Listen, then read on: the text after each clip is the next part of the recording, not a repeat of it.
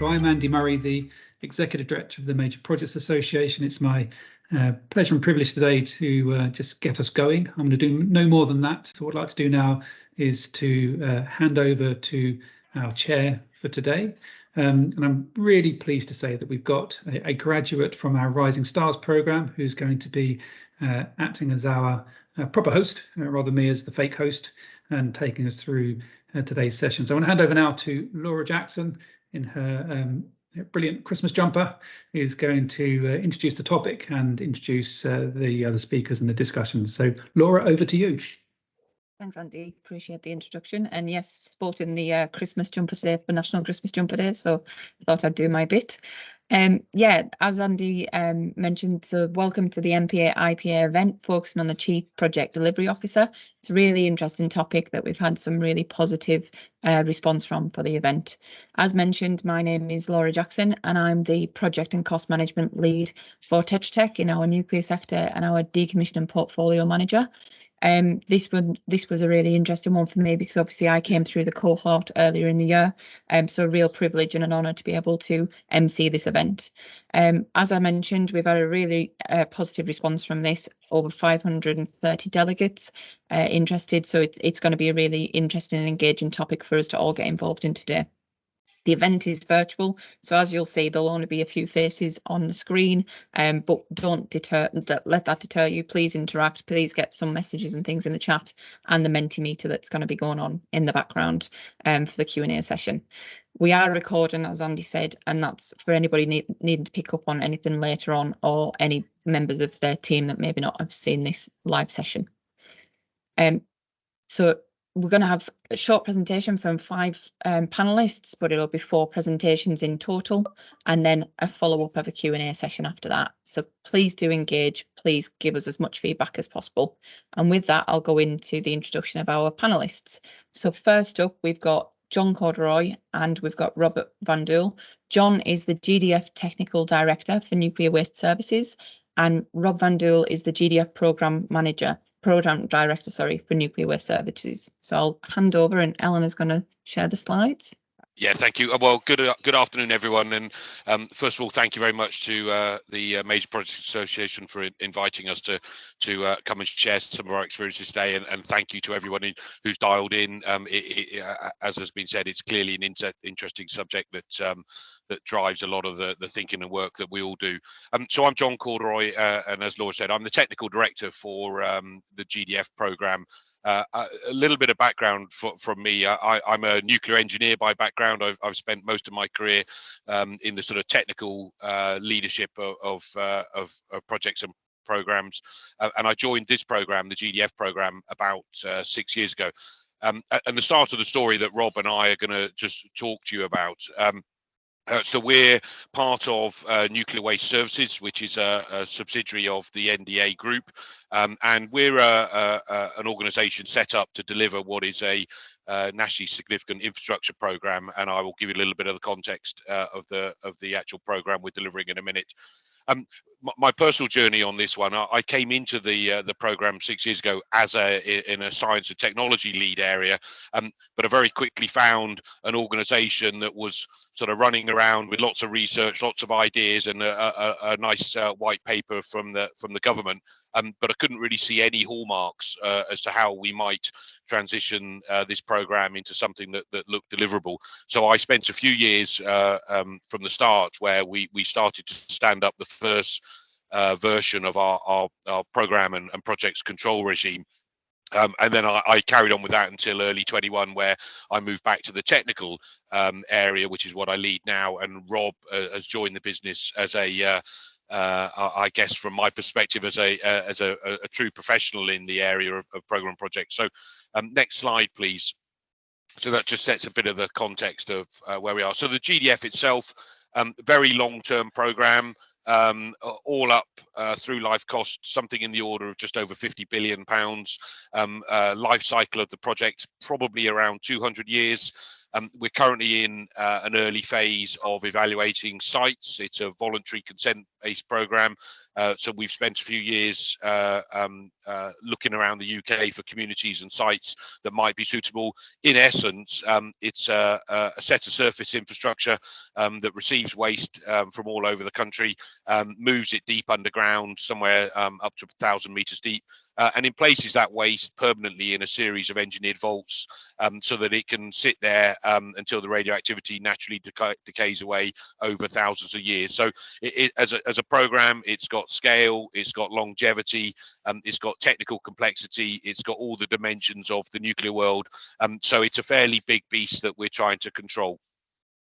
Next slide, please.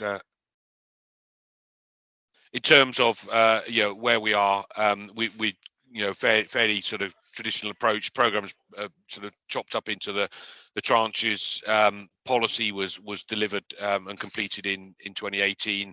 We're in this phase, tranche 2 now, which is working with communities and sites, a wide range of projects in the business, looking at both technical developments for the future program, but also evaluating sites today, and a large dose of sort of non-technical project areas where we're really building this community support. Significant for us, middle of this decade, 25, 26, we move into a full development phase where we really ramp up the scale in terms of investment in the program.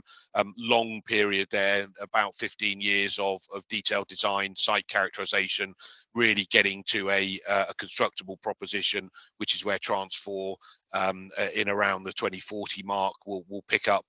And then the long operational phase doesn't actually start until around 2050. So you can see that a lot of the challenges we face is about building the structure into the program and the projects that will see us through this multi-generational project. Next slide, please. I think, Rob, you're going to pick up now and just talk about how we've gone from our sort of traditional view into where we're thinking we're going in the future for looking at the projects that we're delivering. Yeah, thanks, John, and thank you to MPA for the invite, and welcome to everyone on this seminar, a webinar actually. Just a quick introduction of myself. Unlike John, I'm not a nuclear experienced person. I grew up in oil and gas and made my way through via the railway into major program delivery. As John said, my bread and butter is in delivery of major programs on the program management and project management side and control side. I've done that for big programs, High Speed 1 and 2, Crossrail, London Olympics, the Qatar 2022 World Cup football, and I worked for a nuclear bit on Hinkley Point, and now here then. And I arrived here in 2022 with the simple direction of set up a delivery organization to deliver GDF and to realize our benefits. So that's the simple way, and this presentation will show you that actually it's not that easy, of course, we all know that, but we're on the right trajectory, and hopefully we learn a lot today as well from the other speakers and questions and replies from yourselves. So just a bit on the historical view.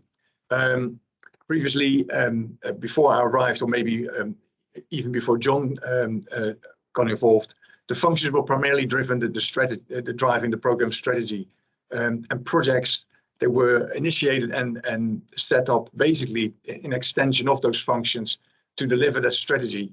The org chart is very one line. It's all the accountabilities and deliveries went to the senior responsible owner, SRO, and there was actually no program director available. So as John said, he set the organization up with the intention of building a true program delivery organization that translates, as the chief project officer has been described, to translate that strategy into operational effectiveness and deliverability, and to deliver our benefits successfully. Next slide, please. So just to see on my role and how we have shaped the organization now to basically encompass what we see here on this slide. Our head of the program is the SRO, the senior responsible owner, Karen Wheeler, and she is accountable for realizing the program benefits. So that's her accountability. It's a very strategic role. And under there is me as a program director, delivering the program and project outcomes to support that realization. And we have an oversight from the accounting officer, that's David Peaty, he's our NDA chairman, and he looks at us if we still move within the allocated budget and within the policy papers that have been issued by the government. Next slide, please. So in a new setup, and this is no surprise to anyone, we basically broke up those accountabilities and responsibilities. First of all, now in the current program, the program and project delivery sits firmly under my organization, which means actually in effectiveness that I act as the chief project officer for GDF. And that's by name, but in process, that strategy breakdown into operational deliverability will be done between me and the likes of Johnny on the call and our peers, who we call sponsors, and they represent the predominant functional departments that have the major input into the projects and program. So we do it as a collective rather than one individual. But my accountability for me is firmly in deliverable to the SRO. So what that means on a regular basis, that the responsibility now, of course, as a true matrix organization, moves from the enablers, the functional enablers, to myself. So it's a clear direction now, working on this matrix hat, that in order to make the strategy working as an operations, we need to move into this kind of environment. And the SRO and myself, we meet on a regular basis just to keep that momentum going, that people understand what we both do here and how we drive the organization forward. Next slide, please.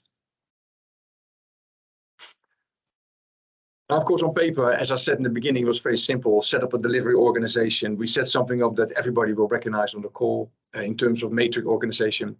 Just a bit of background on GDF. We're not a delivery client. We're basically a public entity. That's how we get funded. That's how we get organized.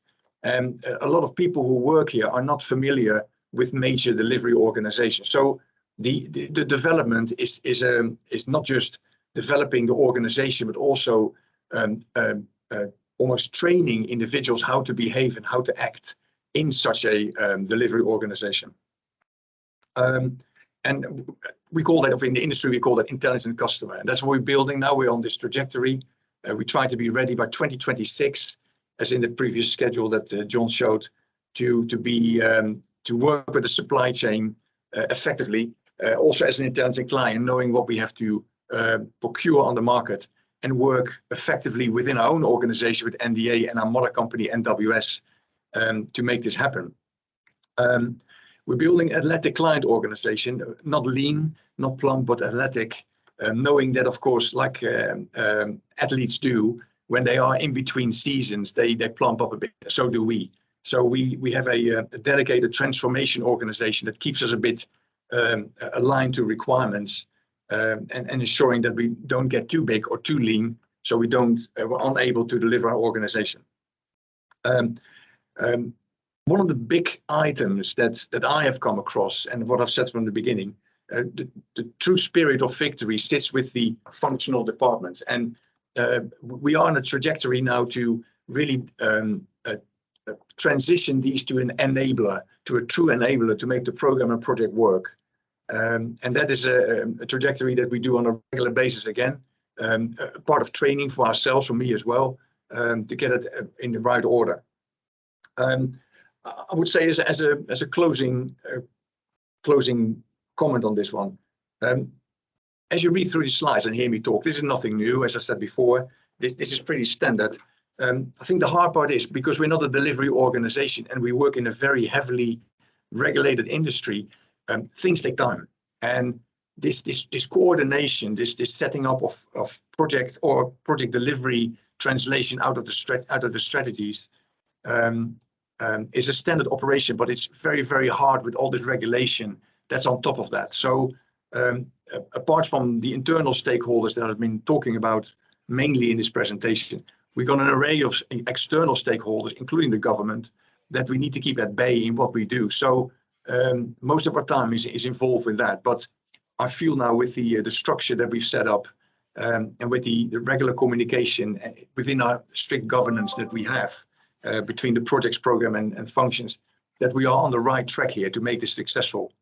So that was me done. Hopefully that gives you a clear insight, and hopefully that will address the the challenges that you can expect from a chief product officer spirit in which we operate. Thank you for that, Bolt. That was really interesting. And I think from my point of view, really interested to understand sort of the attributes and benefits that you've brought from outside of the nuclear sector and how you can sort of adopt those into this programme, maybe explore that a little bit further. So next up, we've got Jonathan Hennigan, who's from Group Programme Director at Viridor. Jonathan, if you want to introduce yourself and go through the slides. So my name is Jonathan Hennigan. I am Group Programme Director for Viridor. I'll explain a little bit more about what Viridor does in a moment. My background is I've had 30 years experience both in the UK and quite a bit overseas in terms of major project delivery, from oil and gas, offshore wind, back through cement, sugar, and particularly mining in various parts of the world. Now I work for Viridor, and if I go to the next slide, I'll explain a little bit about what I do now. So Viridor is a business. We are one of the UK's leading resource recovery and waste management companies, playing a key part in the UK's transition towards a circular economy. The main thing what we do is we operate energy from waste plants. We have the largest fleet of energy from waste plants. We have about 11 facilities distributed around the country, and I'll talk a little bit more about what our growth ambitions are there. The key for my role, which I think is a bit of context, is that in 2020, Viridor became a standalone company when it was acquired by KKR, which is an American private equity company. That has introduced a substantial period of restructuring, including divestment of non-core businesses. But now the company is very focused on our growth priorities, which are energy from waste, polymer recycling and reprocessing, and also at the moment carbon capture. Of course, all these come with quite sophisticated projects. So I'll talk a little bit about my role and where I sit. If we go to the next slide, again, context. We have a functional leadership team. Different models exist for how executive leadership teams can run a company such as ours. I've worked in several different types. Of course, some organizations are driven very much by business lines, and oil and gas might be an example of that, where on the board you would have a head of a certain business, for example, upstream or downstream, renewables with some functional support. Other businesses may look at their structure geographically, particularly if they're international companies, whereby all the activities in a certain region are covered by one, for example, President of Americas. That would make it difficult for there to be a project role, I believe. I think a functional organization works really well for us, and it gives me a seat at the board to have to represent all things related to projects across all geographical zones and across all business lines. Do you mind moving the slide on one? Yeah, okay, there we are. That's the executive leadership team. And what does it mean for me in my day-to-day? So I talked about our business priorities, one of which is to grow in polymer recycling. What are the challenges of that from a project perspective are that advanced polymer recycling largely depends on new technologies. These are emerging markets. The supply chain of polymers, both the source of polymers and then after you recycle them, the destination and the customers for those polymers is emerging and changing. It can be technically complex. It's quite consumer driven, so you need to be fast moving. And often we look at multiple opportunities which we need to kick in and kick out relatively quickly, as again, by this kind of relatively consumer and policy driven environment, which is often changing. The second one was about our expansion in our footprint in energy from waste. Challenges we have at the moment are that actually in our sector, there are fewer OEMs and contractors available to provide a fully wrapped EPC service. We're having to look at more novel execution methodologies. That, of course, has implications for our capability, for the competence of our people, doing different projects with different partners, and how we retain and move forward, because we need to retain bankable projects as well. Our financing structure means that very little of what we do is corporate financed. Everything that we do, we need to go out and find funding for to a certain extent, and we need to make projects which are investor friendly. I mentioned the carbon capture as well. That's we've got 2 projects in our portfolio which we're developing, of course, with the under the potential ICC process, which has been run by BEIS.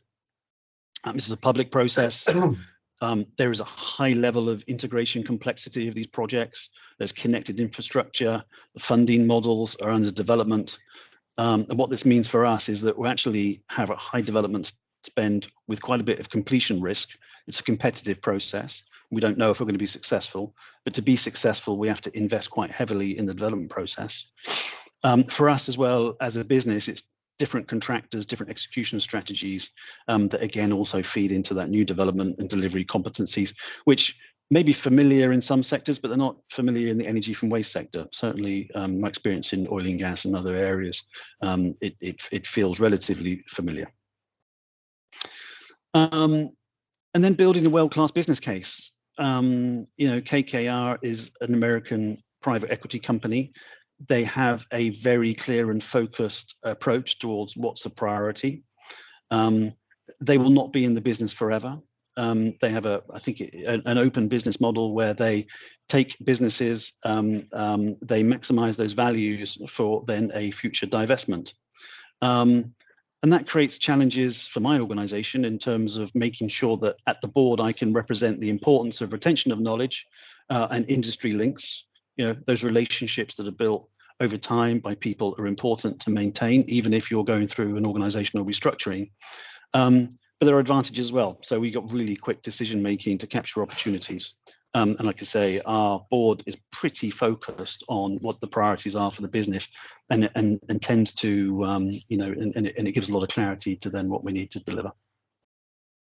I think that's all I have to provide. That's my summary of my role as Group Programme Director in Viridor. That's great. Thank you, Jonathan. And I can see there's some questions coming through that we've got, so we'll be picking up those later on. So on to our next speaker, Karina Singh, and she's the Director of Function, Profession and Standards at the Infrastructure and Project Authority. So Karina and Susanna are going to complement each other in their presentation. So Karina's going to go first from her side. Over to you, Karina. Thank you very much, Laura, and welcome to everybody on the call. So if I just whip through my slides quickly, I am the Director of Profession, Function and Standards in the IPA. If we could go to the next slide, please, Eleanor. And what that is, the IPA is the Centre of Expertise for Project Delivery across government. So we look after all projects, or the major projects, the biggest projects that the UK invests, the government invests in. And my role within that is to look after the function, which is basically what we do. The profession is the people and who we are. And this has been maturing over the last decade or so. And it's the Chief Project Delivery Officer role is something that is part of that development and part of that maturity. The IPA is responsible for making sure that we are continuously improving how the government delivers on major projects. And our 3 areas that we focus on are people, principles and performance. So moving on to the next slide, please, Eleanor. So just to give you a bit of context about the size and scale of the government major projects portfolio, the GMPP, which we call it, it contains the biggest 235 projects that the government invests in, and not just the biggest by value, but also some of the riskiest and some of the most contentious and novel ones.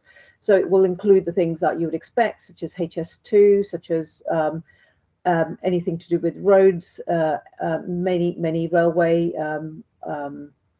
investments, energy investments, nuclear replacements, and our previous speakers referred to it as well, but also significant transformation. So universal credit will be in there, and all the borders, replacement of IT at the borders will also be in there. So lots of things, and it represents over £650 billion worth of investment by government over the next decade or so. So moving on, please, Eleanor. So just to give you a bit of context then about the sorts of projects. So we've got quite a lot of military capability, and they represent a significant amount of investment. Infrastructure and construction, as you could imagine, is a significant chunk of that as well.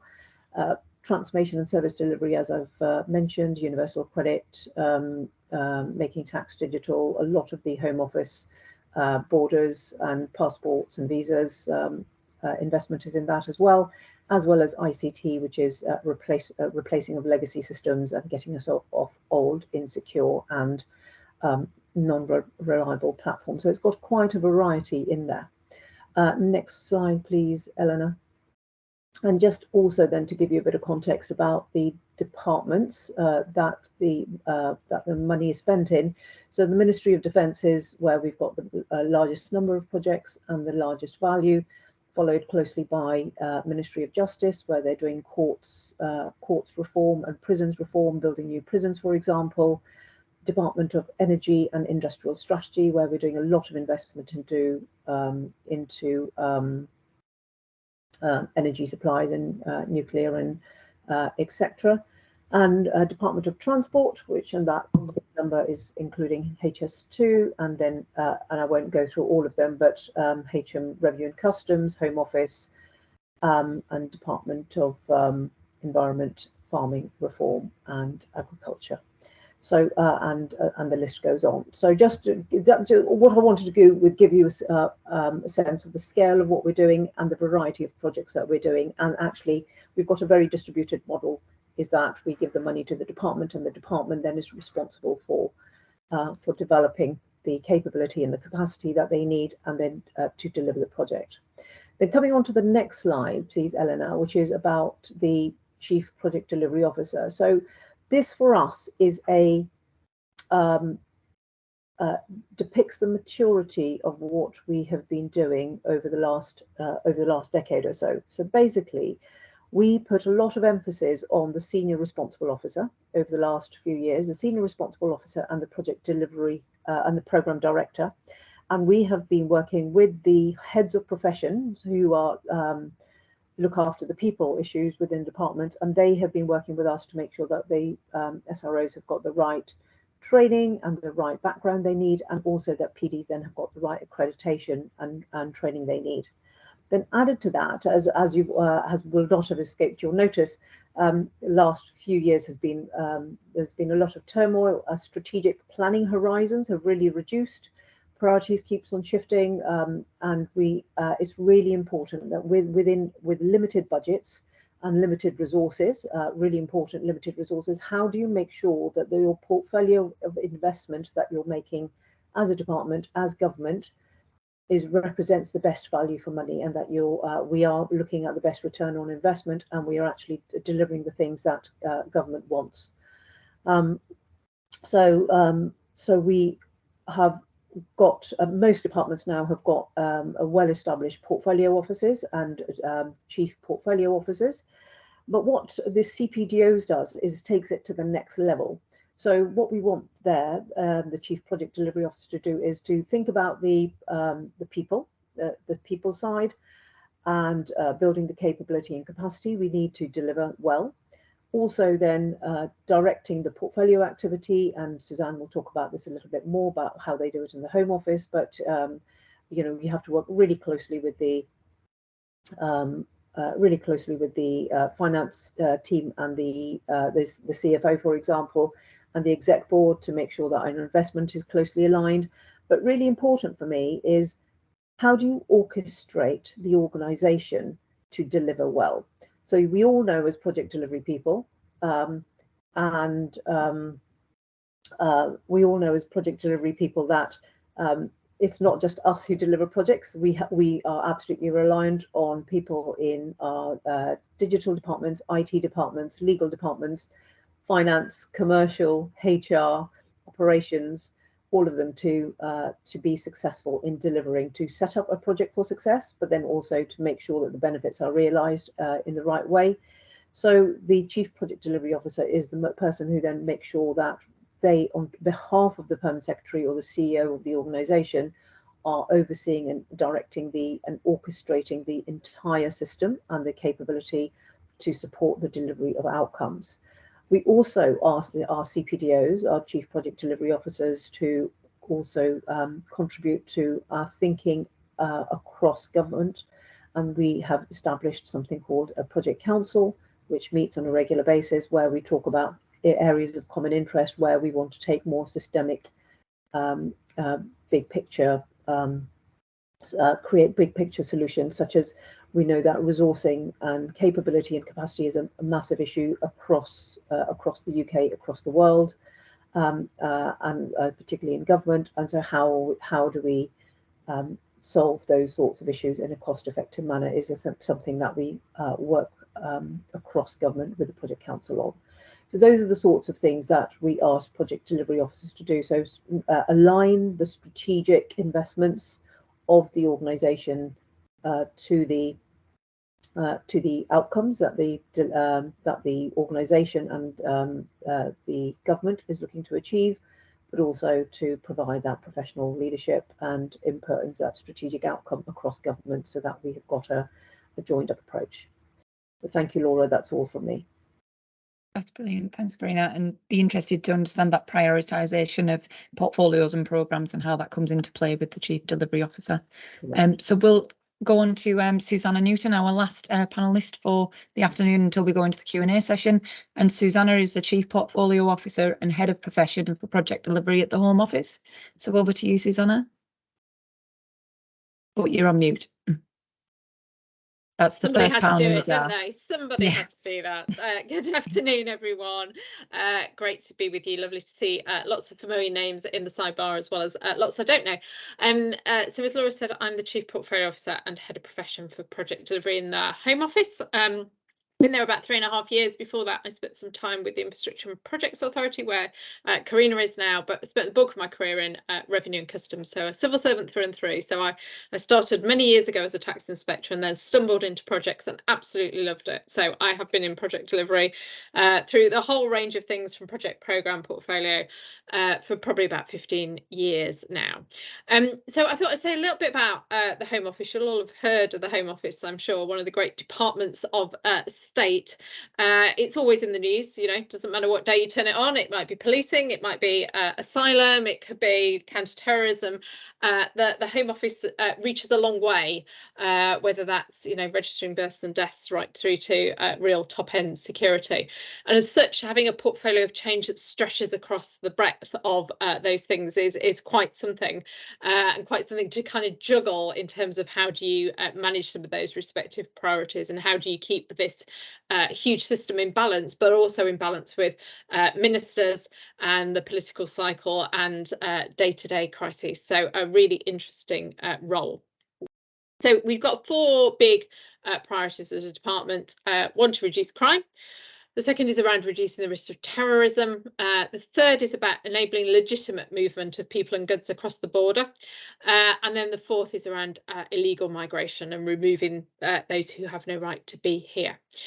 We've got lots, as you can imagine, in the Home Office, lots and lots of projects and programmes, but from a central perspective, I manage the sort of the very largest of those. Those might be projects that sit on the government major projects portfolio that Karina spoke about. We've got about 15 or 16 of those, and a few more to come over the coming weeks.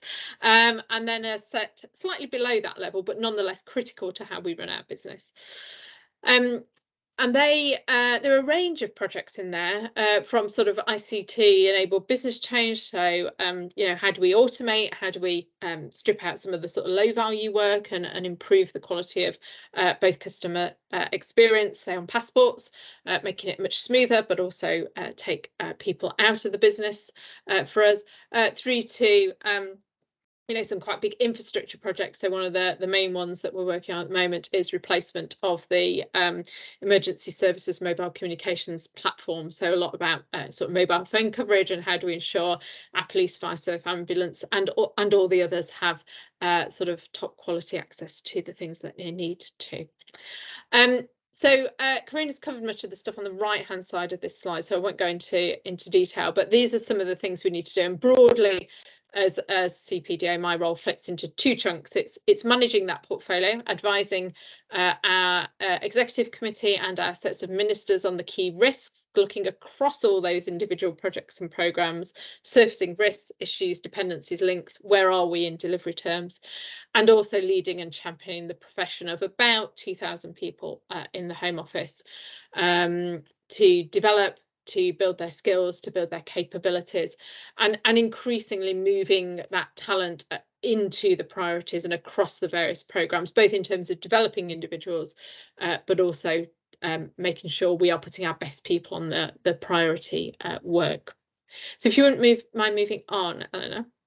So to support me in my role, I have a relatively small directorate who undertake a range of different functions to support us, and they're sort of largely set out here. I won't go into huge detail, but I think it's interesting to kind of get a bit of the balance. So we both set standards for how we do projects in the Home Office, very much building on the work that the Infrastructure and Projects Authority do around government standards, but how do we supply our project teams with best practice? How do we share lessons learned? We have an assurance function, again, supporting both hands-on assurance, but wider learning of lessons. Data and insights really important. So how do we use the sort of reporting that comes in from all of our projects and programmes to really derive that insight of you know, is there a common risk across the whole portfolio? Are there things that we need to take action on at a portfolio level? And then more on the sort of capability and resourcing side, we have a number of functions that support the profession. We don't own centrally resources in project delivery. I know different organisations do this differently. They're all very much managed through the line. But how do we support building that capability? Where are our key gaps? And we've got much better data now in terms of workforce plans of what we need now and what we need in the future. But also what we call our response team, which is quite a small expert team that we use essentially to parachute in, either when we've got a new project setting up or where we've got a particular risk or a particular area that needs some support. We have quite a flexible team that we can use to kind of reach down and support and then pull them out again. And that's worked pretty well at an organisational level. Next slide, please, Eleanor. So try to explain a little bit about where my role sits and how we support what the Home Office needs to do. As I said, we've got these 4 key outcomes that are at the top of the slide. Home Office works a little bit differently to what Jonathan was saying in his organisation, which was very much a functional organisation. Ours is more of a kind of business-driven organisation. So our executive committee largely around lines such as migration and borders, policing, homeland security. But there is we call corporate enablers, essentially a COO role on that board, which is where we sit as a project delivery directorate. But crucially, building on Karina's point, we sit alongside DDAP, we sit alongside commercial, we sit alongside finance functions, and very much I see project delivery as that collective endeavour of how do we all lean in to make that happen. So the work that we do in portfolio and project delivery feeds into the wider enablers picture, and then through that into the Home Office objectives. And very much supporting those objectives, and how we prioritise our work is in line with those top 4 things that the Home Office needs to do. Next slide, please, Eleanor, which is my last one, but where I was going to focus a little bit more time. So one of the big challenges we've had, as you might imagine, in a very political environment where things change all the time, there's always something that that ministers, whether that's Prime Minister, the Home Secretary, whoever, thinks, we need a new project too, or we need to put a bit more onto. So we've been trying to instill more discipline around how we manage our portfolio of major change. And how do we make sure projects are set up for success? So how do we make sure we don't just all, you know, do the 10-year-old football and run at the ball? The latest crisis is this. How do we shape that? And we've come up with these sort of 10 criteria, very much built on lots of other research that you'll find publicly available on common causes of failure and other things. But really making sure that the basics are there before something moves forward. Key to that being actually number 1, that we are really clear on what is success and what are the outcomes that we want to deliver and what is the timescale we want to deliver it over. Might be a government thing, might not. Having spent most of my career in government, but we are really good at starting things and just getting on, and then we go, so what was it we were trying to do, and what was the outcome, and everyone's busy, but we've not really clearly defined that. And we've been using these criteria in a really quite structured way through our investment boards and our sort of portfolio delivery boards, to take a view of projects each and every time they come forward for a stage gated approval, to say, well, how are we doing? How are we doing against each of these? Have we still got, you know, the right resources on it? Is the plan still credible? Is that the right thing? Have we really understood, you know, what the delivery options are? And this has instilled a new sense of rigor in the organisation, because what we're trying to do now is saying, unless you can answer yes to each of these things and you've got proof that you can do each of these things, we're going to pause. We're going to pause and make sure you're in good shape before we move forward. Now, obviously, some things happen and they're urgent, and occasionally things will slip through the net. But we have found this really helpful in terms of controlling the flow of new ideas into our portfolio of change. The other thing that we've been focusing on is prioritisation. Haven't got a particular slide on that, but trying to weigh up how we prioritise in an environment that is, as I say, highly political, but also the need to continue to run our business, need to continue with bits of critical national infrastructure, make sure the country continues to run, meets ministerial priorities, but also drives efficiency. You'll have seen a lot in the press about sort of efficiency agenda on government. So how do we weigh up and trade off those different balances across a portfolio of change? And we've been working very hard with both ExCo and ministers on making some of those very tough choices. So that was all I was going to say. Really happy to take questions at the end, but hopefully that's giving you a little bit of an overview of how we do it in the Home Office. Thanks very much, Laura. That's really great. Thank you, Susanna. And there was a flurry of messages and chat coming in at the end, which leads us really well into the Q&A session. I think thank you to all of the panelists. That was really great from all five of you, and your different slant on how you've looked at it. So I'll go into a couple of the kind of overall ones, and then there's some specific ones that have been identified for individuals in the chat. So one of them was, I feel we as the PM profession have a fairly good understanding of project delivery. Always room for improvement. What can be learned from this approach that can be applied to complex programme management, and specifically value engineering, benefits realisation and productivity? Is there anybody specific? I suppose, John, you're in my eye line, so I'll put it over to you, John, please. How would you sort of tackle that question? So, yeah, I think, I guess part of my experience in this has been that when you're sort of transitioning into bringing in the program and project profession into a business, actually what you're often doing is you're engaged in a shifting the balance of power from whoever previously did all of that to saying, I want to control the work in a different way. And so I think that's really my main observation in this, is thinking through that, who's got the power today, and how much of that power do you want to put into the project profession so that they can, you know, we all understand the layers of process that we can apply to this, but actually it's about, have we delivered a structure that allows the profession to adequately control projects, you know, from the various layers from portfolio downwards.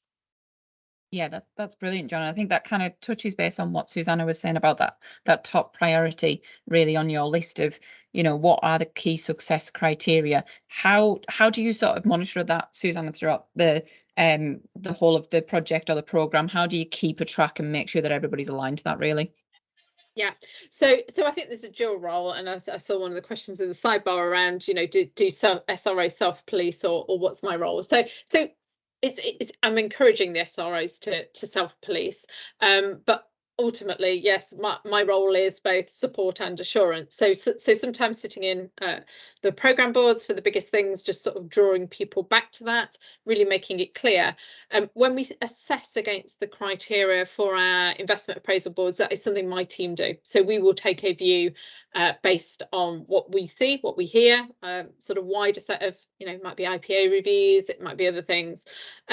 Inevitably, there's not always an agreement, but it does lead to a good conversation. If nothing else, if an SRO thinks they are completely on it, they've nailed it, and we're like, you've not nailed it at all, the conversation will bring out. And I think that's the important thing in a lot of my role. It is about provoking conversation at the board. It's not right and wrong. It's provoking the conversation to get clarity.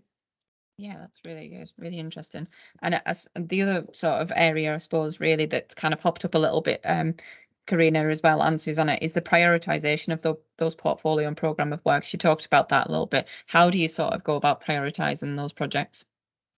So, and that's where I think when I was portfolio officer, that I spent most of my time with that, working really, really closely with the finance director and with colleagues from across the organisation to actually look at the constraints and look at the opportunities of what we are doing together. So the SRO will obviously be looking at their programme and what they need to do to deliver their programme. But we always know that finance that looks secure at the beginning of the year might not look so secure. Money might be tight, or somebody's overrunning, somebody's underspending. How do you then balance that off? How do you allocate resources in the right way? Because resources is always a constraint, especially in the digital space when you're trying to do lots of transformation. How do you prioritize between them? So that is where I think the portfolio officer and then also the CPDO can make a difference on top of the SRO, who's responsible for the delivery of their programme. There's one thing, if I can may just add to what John said earlier about balance of power and how it might have an impact on structures when you're taking projects out of business as usual.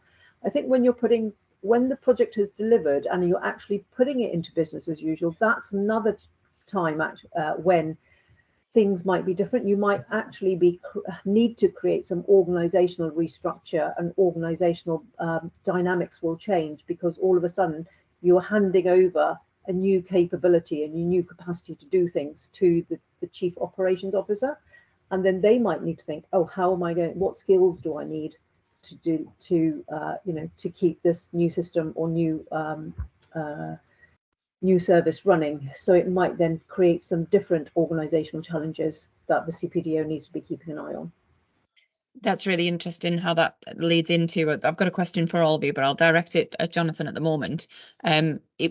Someone's asked, it would be really helpful to understand the differentiation between the CPDO and the heads of portfolio and heads of profession. Going into sort of what Karina's just said, how do you then transfer that down to the other specific individuals within the project and programme? I mean, so the role, I guess, on the board is it's an appreciation of the amount of value that we have at risk, that you have the kind of this governance position. So as a company, are we doing projects in the right way? Are we prepared for them in terms of the people that we have, and the way we're setting up the project, the structure, our frameworks in terms of CapEx controls, etc. becomes much more of a focus than the delivery side of it, actually, which is done by the heads of the various projects that we're delivering. And so and it's interesting, you do have to strike that balance quite carefully about when you've got the delivery hat on versus a kind of governance role. But for me, that's when I'm sitting within the executive team in the role of a CPDO, I'm doing governance, but I also appreciate that all the people doing the delivery report to me. Rob, there's one specifically for yourself. You mentioned about the athletic organisation approach, and you talked about that. Someone's asked if you would be, if you could explain that a little bit further and how that looks in practice and the associated benefits. Yeah, again, at the moment we are very limited in supply chain interaction, and what it means is that you get into the behavior of building your organization, your client organization, very big. Very large, and that's not ideal, because of course it costs a lot of money and it's taxpayers' money, but also you basically lose out on the expertise that sits in the supply chain. So we're now on a trajectory to actually branch that out. So from the client group, we're moving into a supply chain, an intelligent client, to know what we're procuring on the market. I've learned, I mean, I've come from the supply chain myself, so I learned that that is a sort of hurdle we have to come across. We have to jump over that and get a good feeling that we actually are in a good position as an intended customer, because that's the next step up, to explain what we actually want at the end of the road. And so that goes through pluses and minuses. So athletic, you know, we're getting a bit too big, then we get smaller, then we might get big again. It depends on where we are in the evolution of our program. So hopefully that's clear about athletic size of our group. Yeah, really interesting. And I think one of the key things that I picked up from your part of the presentation was those attributes that you've brought from outside of the nuclear sector and coming from a supply chain rather than from the client side of it, really. What have you really sort of brought into that role? I think the most nuclear about our program is the oversight by stakeholders. We're not building anything nuclear yet until the waste will go into the GDF underground, and so it's a major heavy civil program that I've been working on, whether it be railway, whether it be sporting events or anything else. So that makes it very transferable between those organizations and those businesses. The main thing to learn, and I get it from oil and gas, is the structured approach in working. I'm Germanic, as people can hear. I'm from the Netherlands. We're very focused on structured approach, on organization. We think it actually is the success for delivery, and that's my personal approach that I try to instill here. And I still need to come across a situation where it doesn't work. And so what we're doing here, we have a lot of advisors from the oil and gas industry, not just because of the drilling, underground drilling, or the way we're setting this thing up, but also about this repetitive, this cadence working that we try to instill here to make it easier for our stakeholders to get participation as well. So that's the main thing I pick up from the other industries. Yeah. And I suppose that goes for you all. You've all got stakeholders from various different industries, and one of the questions, it is very specific to the government, so I'll direct it to you, either Karina or yourself, Suzanne. Is there a cross-government community of practice for portfolio management to ensure we are all learning from each other as in a joined-up way? There is indeed. There is indeed, and Alex, who runs that, is on the call, and he's put his email in the chat, I think, or please put your email in the chat if you want Alex to contact you. So it's one of our most popular communities of practice, actually. We've got over 80 people on that, because it's definitely an area of growth. It's definitely something that most organizations now recognize in a world of reducing resources, budgets being constrained, having a really good view on your collective investment pot and how you want to achieve that, and how you want it to align to your organization objectives is key. That's great. Is there anything you would like to add, Anna? No, just so, you know, as Karina says, it is a very active community. I sort of get wheeled out in various places to go and chat. None of us have got all the answers, but I think sharing is important. Yeah. I was just looking at the one that's coming on the sidebar. I don't know whether you want me to pick up about major project assurance reviews and what we do with them. Do you want me to read this one then for everybody's benefit if they're not keeping up? After a major project has had an assurance review, do you monitor, review and assess the action taken against the recommendations in the assurance report, or is it just put in the drawer and nobody checks up on it if anything has been done to address the recommendations made by the review team? At present, the assurance review report is for the SRO and is up to them to share and usually put it in the drawer and left until the next review. Do you think that there should be a more openness of the report and the report scrutinised and any recommendations are actually and properly addressed? How do you check this? Right, that's a long question, isn't it? It is. Yeah. So yes, there have been changes around the assurance reports, and the assurance reports are now more widely shared. They did used to be just for the SRO, but they are for the SRO, but more widely in the organisation. So from a Home Office point of view, we do various things. So when the report comes in, my team will work with the SRO and we prepare a note that goes to the Permanent Secretary as head of the department, but also to the Home Secretary and the ministers that say, we've had an assurance review of project X, it's come out with this delivery confidence, these are the recommendations, and crucially, this is what we're doing about these recommendations. So there's always an action plan attached to it. We then hang our next set of approvals. So we usually do an assurance review before an approval gate. We will then hang our approvals off that. So if there's a red delivery confidence, it will not be approved until they move off red. If it's amber or green, we are looking for evidence that they are moving towards or have delivered some of those recommendations. And if there are critical ones, we'll say it's subject to you achieving those. The other thing we've been doing at a portfolio level is looking at common themes across assurance reviews. So so there are definitely in the Home Office ones a number of themes that come out. We're linking those into our portfolio risk approach to try and take action where we can on common themes. But yeah, I think the certainly in the Home Office, the mood has changed from the SRA being able to get it and go, it's a bit difficult, put it in that drawer. It is very open and exposed and linked into those approvals, as it should be. You know, if a project's ready, it shouldn't be going any further. So hopefully that helps. But yeah, Laura, can I add to that, please? Yes, So we in the IPA, we look at all the major reviews and we do a data analysis of all of those, and that helps us with our system learning.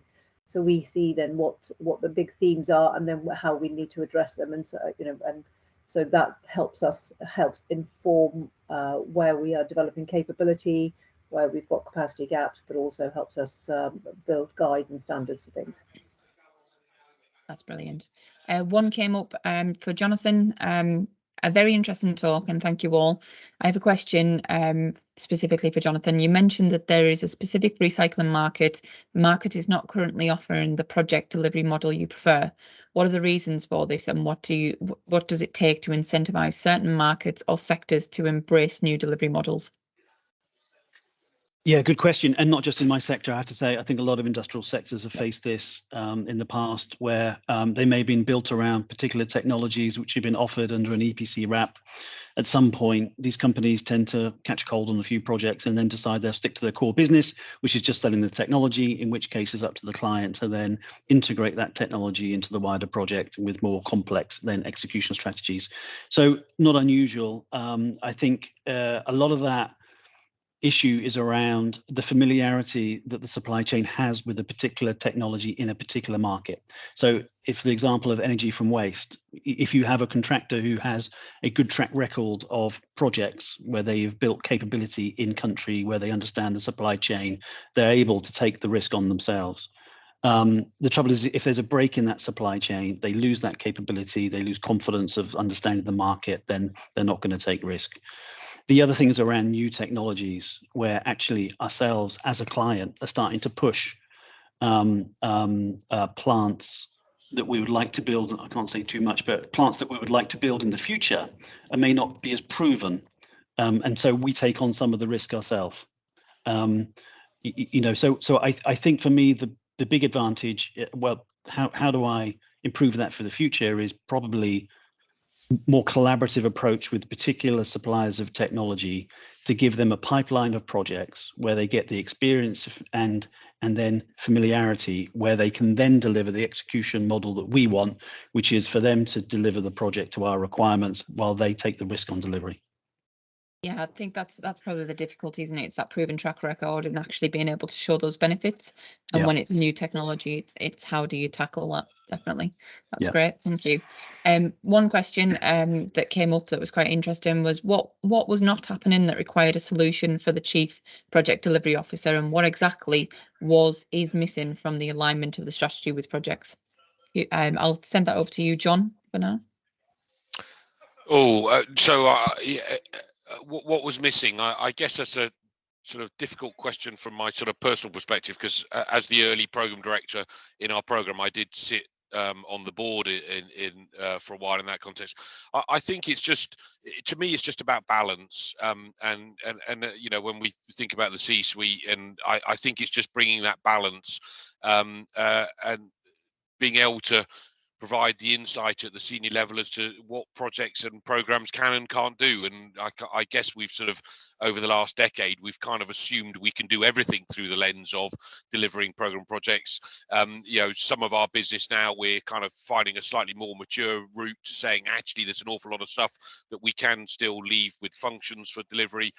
So I guess overall, I think it's sort of balancing up against the CEO, the coup, and the finance officer, and you know, being able to advise really in a sort of insightful way as to where program projects is perhaps not always the right approach and where it is going to be the right approach. So balance would probably be my simple answer. Yeah. Would anybody else like to feed into that question?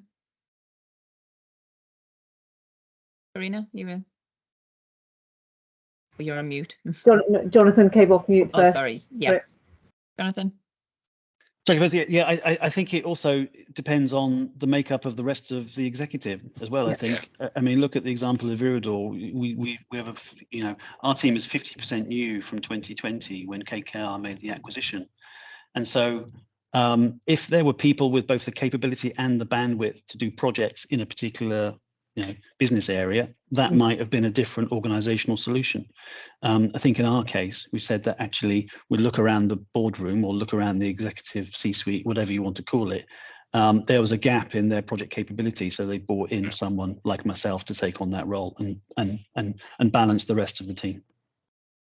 I suppose that leads into a question that we got through on Mentimeter prior to the session. Projects, delivery strategy, and increasingly revenue. Why is the CEO not the person who is responsible for the project delivery, or the COO in projectized organograms? Should I? Yeah, Karina, if you want to jump in on that one. Yeah. No, so it's exactly. I think Jonathan said that really well. That, you know, so there has been and is in many organisations a lack of capability and capacity at the top to actually think about things in a project way. And as we projectize more, and as we have much more to deliver, as we invest more into our capital projects, there is a need to bring that sort of discipline and that sort of thinking into play. And having that at the top table is absolutely the right thing to do.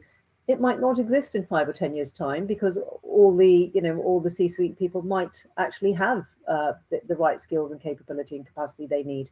But for now, I think it is a really key role to bring to the table. Thank you.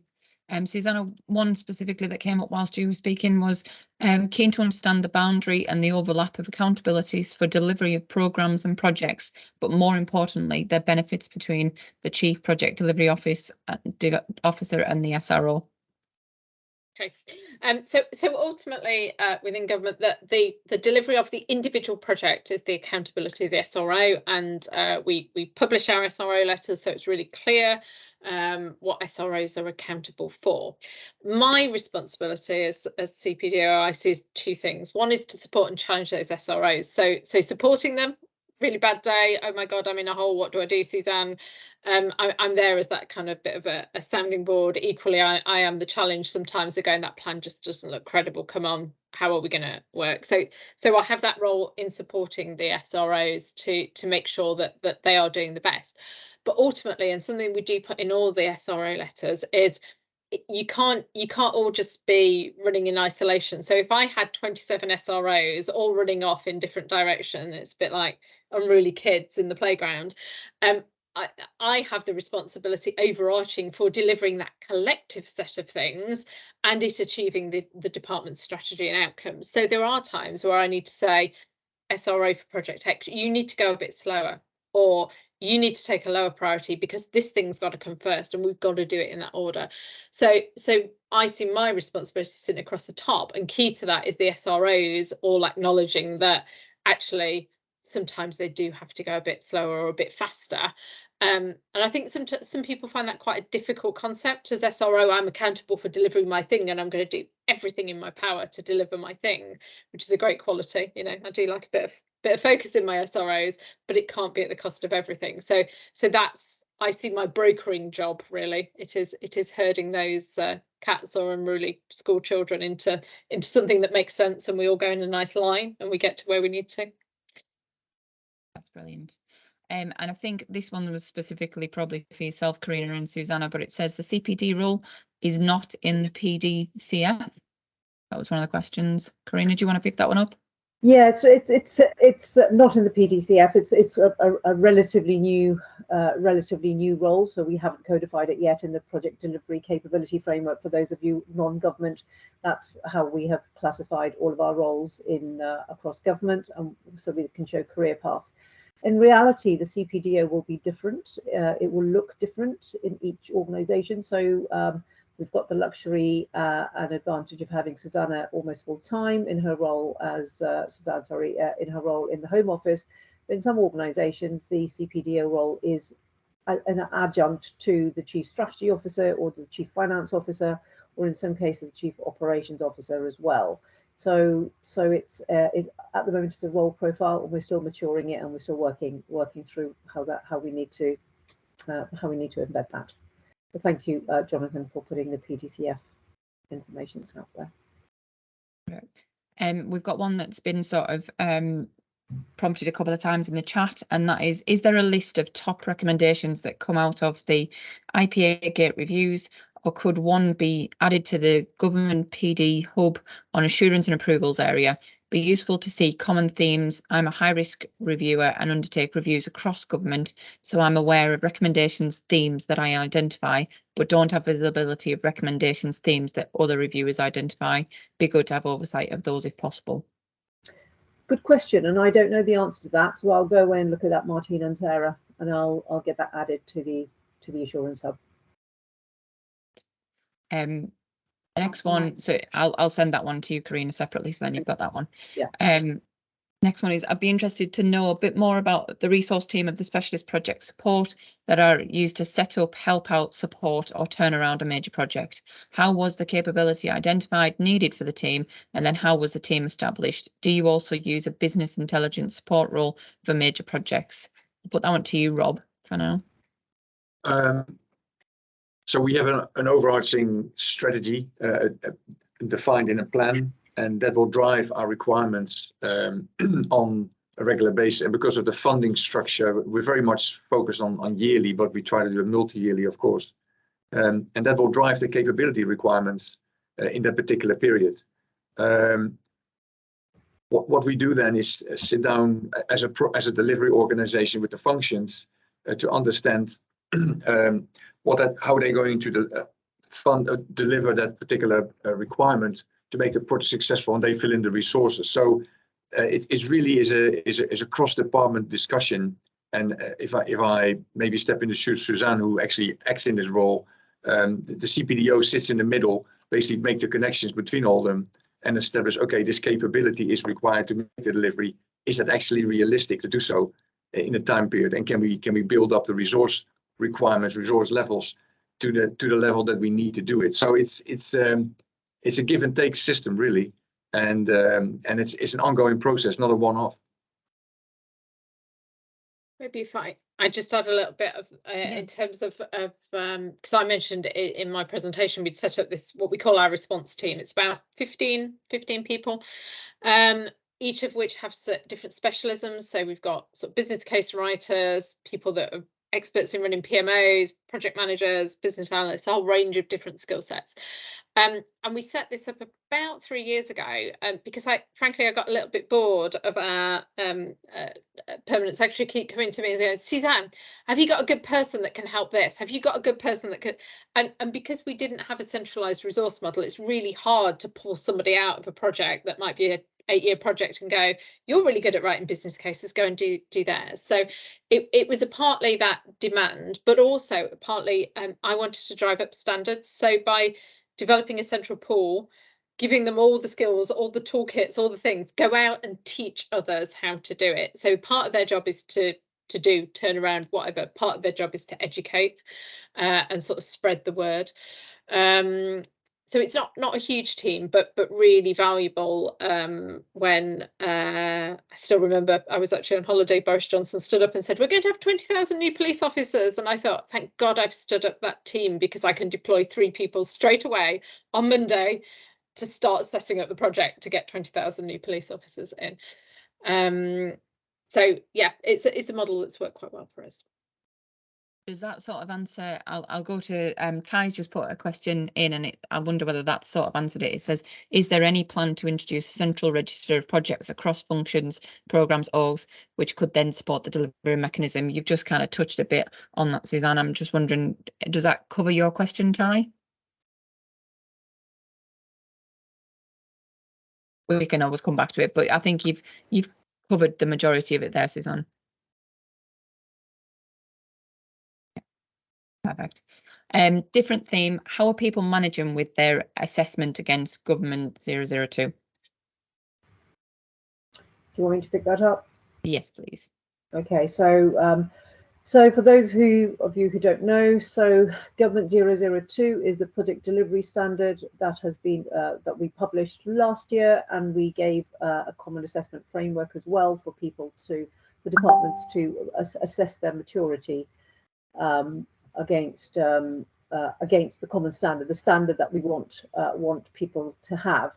So we have not required people to send that information back to us yet into the IPA, and I do say yet because we didn't have the resource to do it last year, but it is something that I know that there is an increasing appetite for. So we will probably be doing that. So that will be a really useful bank for us and the project council to look at, to see then where we have got gaps in our knowledge and where and how we need to then build a maturity across the organisations. But I know I was on the receiving side when the government standard 002 came out, and I did it, and it was a really valuable exercise for me as chief portfolio officer at that time, because it really helped me think through all the things that I needed to have in place, but also then helped me assess where I had strengths and weaknesses that I could share. That's great. Thank you, Karina. One for all of you, which came through on the Menti chat again prior to this session. Why the emphasis on delivery rather than the whole project? Is it a good thing to set a hard dividing line between the front end and delivery? Didn't McNamara make that mistake in the US in the 1960s? Rob, do you want to pick that one up first? I don't know about McNamara, but we refer to projects as a delivery entity.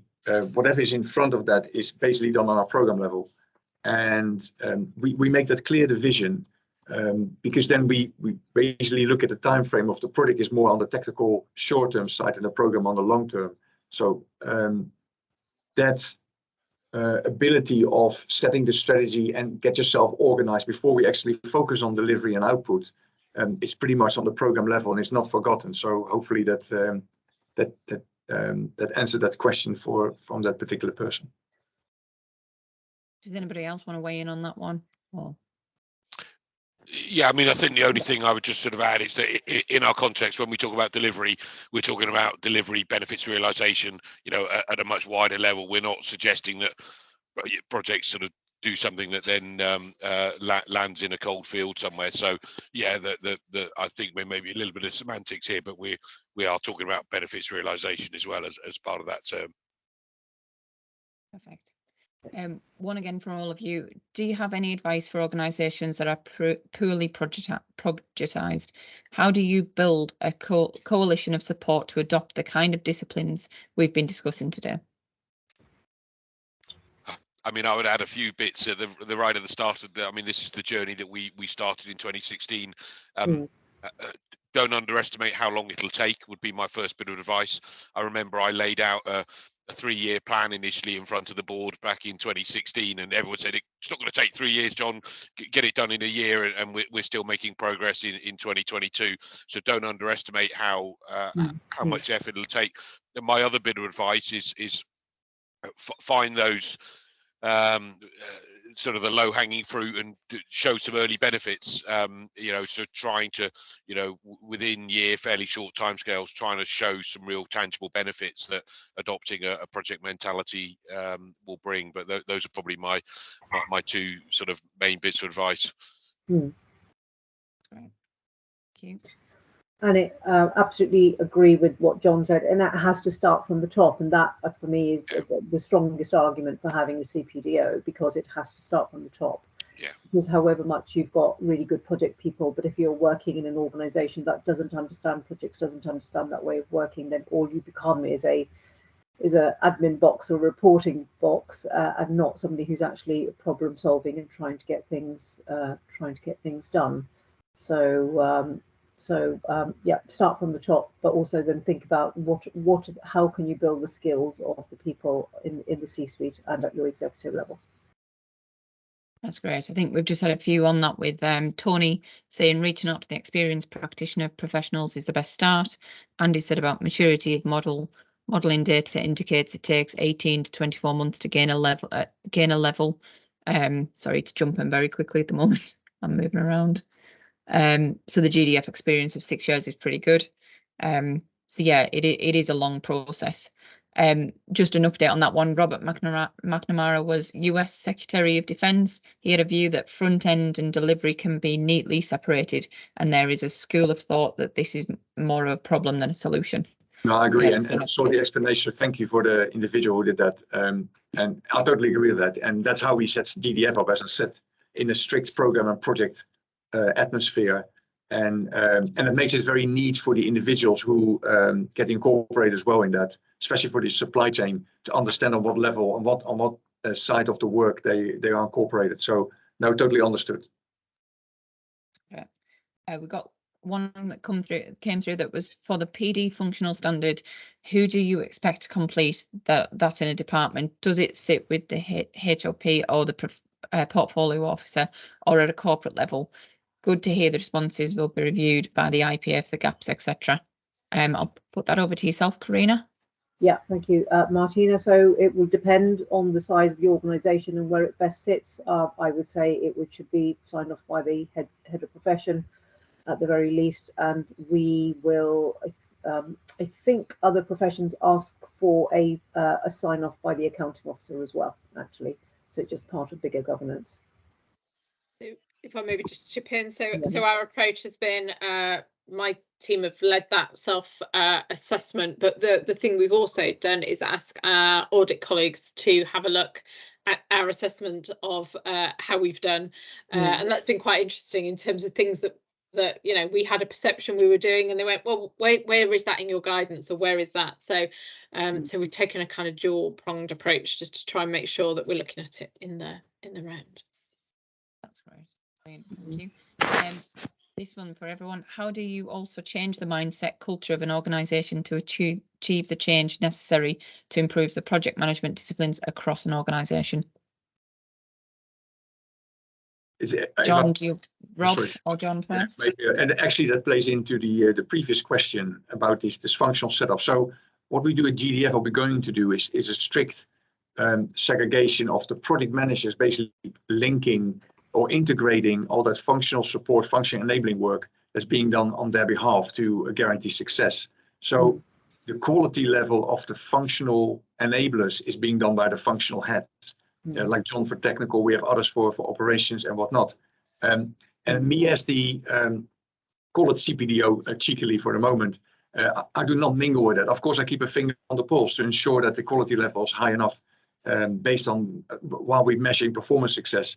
But other than that, I'm not going to get involved. I leave that to the functional leaders because they are the experts. So there's nothing more I can add to it. Sorry, John. No. I was going to just say in terms of sort of practical advice, I'd say be relentless with your internal comms.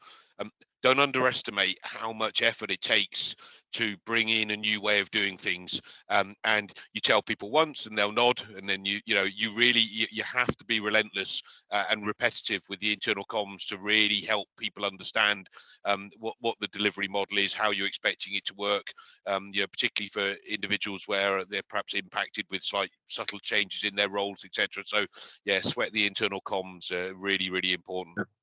No, that's correct. And just on answering the last question then, Laura, about the project management capability, that's the function I look after then.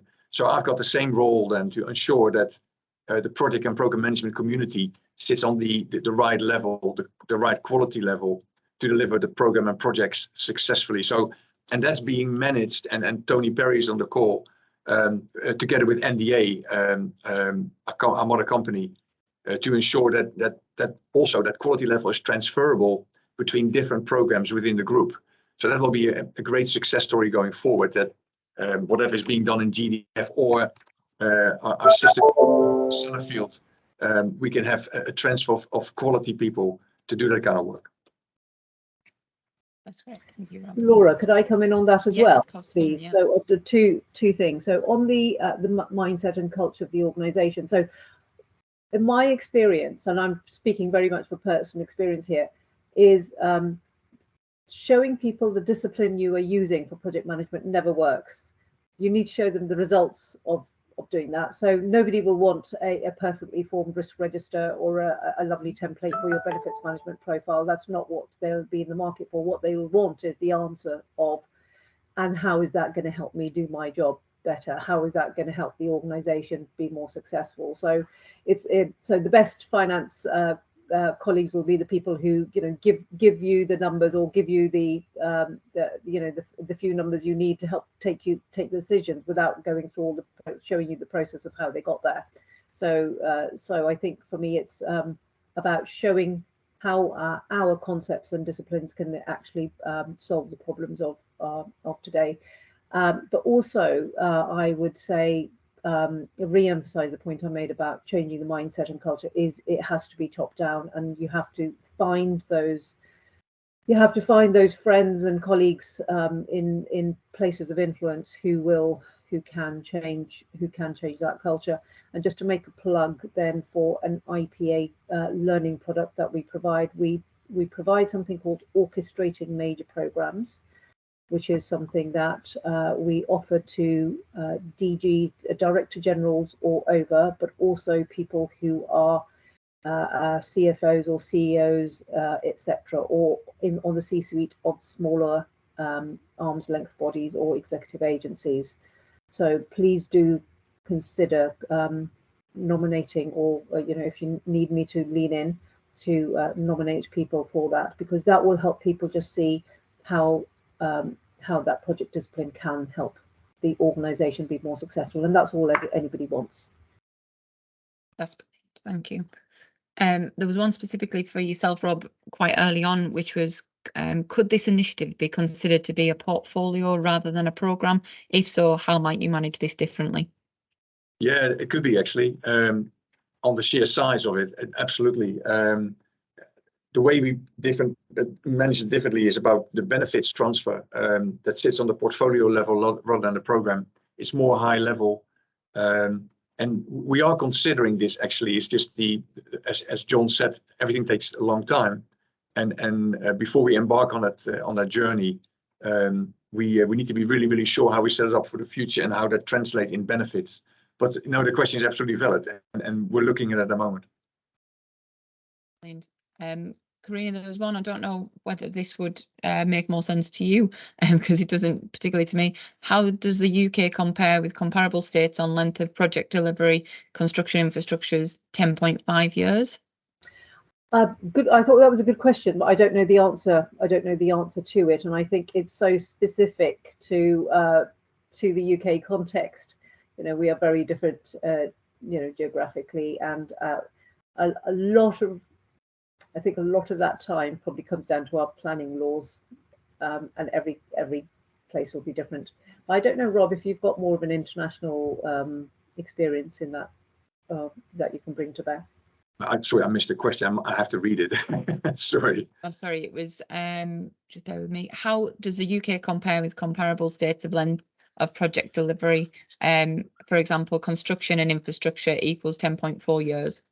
Yeah, I actually think the UK is very well established in this field, and if I compare it with countries where I really got involved in that detail, the Netherlands and Germany and Australia, I think the UK are well ahead in picking this up and advance it further.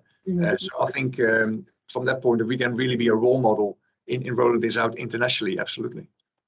I mean, and I can just add, and this is very specific, but in the sphere of deep geological repositories, you know, we work closely with there's about 39 projects globally, and all at different stages, but the benchmarking pretty shows comparable timescales in terms of the big steps of policy, site selection, community support, construction, and getting into operation. So, and what's interesting to me in that comparison is some of the programs are led by private sector organizations and some of them led by governmental organizations.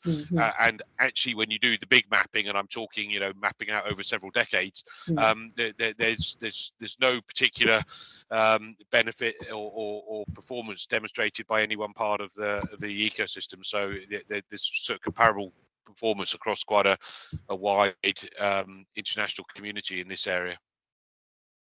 Right. Well, that actually concludes the Q&A section of this part of the seminar. There's only about 3 questions that we actually haven't been able to come around to answer, but I'll put them in the chat, and if there's any of the panelists that want to put any comments on that specifically related to yourselves. So yeah, just thank you very much to all of you. I know that Jonathan's had to jump off, but I will move back over to Andy. Maureen, thank you very much. Great, thank you. And before I sort of just wrap up, can I just ask for a round of applause, particularly for Laura for chairing today's discussion. It's a lot of questions coming through the chat there. I think more than we've had in any sort of comparable webinar. So to keep on top of that, Laura's brilliant. And thank you also to our speakers and panelists as well. Yeah, the only shame is we could have carried on for another half hour or so, couldn't we, with different aspects and sort of starting to explore some sort of adjacent topics as well in terms of the UK comparisons and so on. So lots for us to think about. Clearly, I think I was just having a quick look at some of the slides, the survey results rather, on the Menti slides, and some of the responses there are really showing that we're still quite early on in this journey of establishing the role of the CPDO and getting that balance and seeing what the benefits are and showing its impact. So a lot more to come. I would just like to highlight a few things before people start moving on to their next meetings and the rest of their afternoon. So we've got a number of events coming up. The first one in January, which is a breakfast event. They're quite small groups, those, so we only have a few spaces left. So if you want to come along and join a discussion around how do we separate out the signal from the noise and getting sort of insights from data, so the use of data analytics for projects, how can we be more predictive and think about project predisposition, for example, or variance rather than uncertainty, then that's that session. We've also got some lessons from the 2022 games around the benefits of collaborative leadership and how we can apply that more generally across all of our major projects, including using volunteers, for example, and sort of the third sector to support our projects. And then following up on that data and digital aspect, we are supporting the next hackathon, which is at the end of February, and we will be working with members to produce a number of major project challenges rather than sort of the regular project management challenges that the hack often features. And then lastly, we've got a session about transformation, but doing so at pace and really focusing on outcomes. And we'll be drawing on lots of lessons from the life sciences and the pharma sector, in particular, sort of what we've gained from the pandemic of operating things at pace that perhaps sometimes take decades previously to have done. So lots coming up. Please do go on the website and have a look at those, and please do register them. And most of those will be restricted to members, but for non-members can also attend some of our events, but you'll see when you register, when you click on the links of each event. Lastly, if you could give us some feedback on today's webinar, you can see the code there. It's a different code to the one that you've been using for the for the session questions itself. So it's 5313 5466. We are really keen to hear your feedback on how we can improve such sessions that we hold, and we'll feed those into the planning for the next joint session that we do with the IPA in next year. So please do give us feedback. We do make a donation to charity for every bit of feedback that we get. So you'll be doing some good generally, as well as helping us improve. Then lastly, for the members on the call, if you can just do a quick screen capture for this, or just click on the QR code there, it will take you to a short survey about the association generally. So once a year we do an annual survey, and we compare. We've got them all going back for 15, nearly 20 years now, and so we like to see how we are performing. Are we getting better or worse, or staying the same, and are there other things we ought to be doing? So your feedback for us is really important to help us plan future activities, not just events, but some of the things we do around professional development and our 3 landmark objectives around capability, diversity and sustainability. And it's 2 o'clock, so we're spot on time. We started on time and we finished on time. Thank you everyone for your great questions in the chat. Some brilliant ones coming through there, and lots of sharing and connecting, which is what we're all about. And once again, thank you, Laura, and our speakers for today.